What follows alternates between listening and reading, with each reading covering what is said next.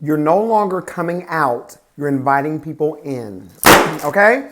This is one that I tend to have to come back to every now and then, just as a little refresher so that you understand what a lot of the basis of this platform is. Becoming who you really are.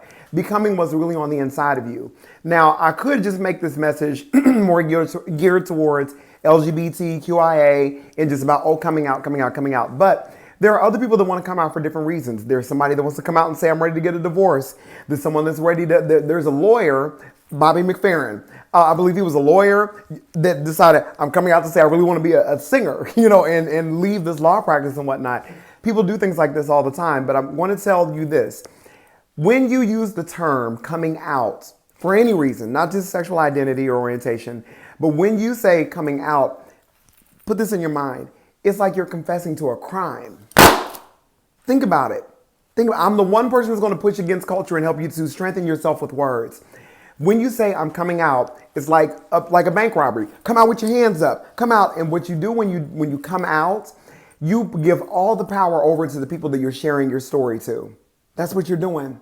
And so that's what enables them to be able to say things like, oh, well, I love the sinner, but not the sin. And they try to make you divided and cut yourself up. And I don't want to pick on church, but church does that a lot. Love the sinner, but not the sin, that whole thing. And what you're doing when you tell someone to do that, number one is this.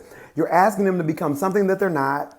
You're wanting them to literally divide themselves to be able to be in a relationship with you that you're saying is unconditional, but you've just given it a huge condition. Okay? And I'm going to go further and say this before I turn it around. The people that are making you feel that way, the people that are pious and over you and making you feel like, well, I still love you anyway. All of that, trust me, they are not God. And they have their own things that they are dealing with at night on their pillow by themselves. The reason why they're telling you that is because by you stepping into your truth, you're reminding them of something that they're afraid to do themselves. And I don't want to be lazy and say that it's because they want to be gay. No. There's something that they may want to do. They may be a nurse right now, want to be a ballerina or whatever the case may be. They're afraid to do that. And people that step into things like sexuality or gender expression, the reason why they get beat up so much is because you're being free. So from now on, I want you to say this. I invite you in. I'm giving you an invitation to come into the world that is already amazing, the world that is me. It just happens to have whatever your truth is. You can say it right there, whatever it may be. And as long as you come in with love, you're welcome into this world. And if you do not, you will stay out there. I will develop my own family, my own freedom, my own fabulousness without you and be just fine. So it's no longer coming out to anyone.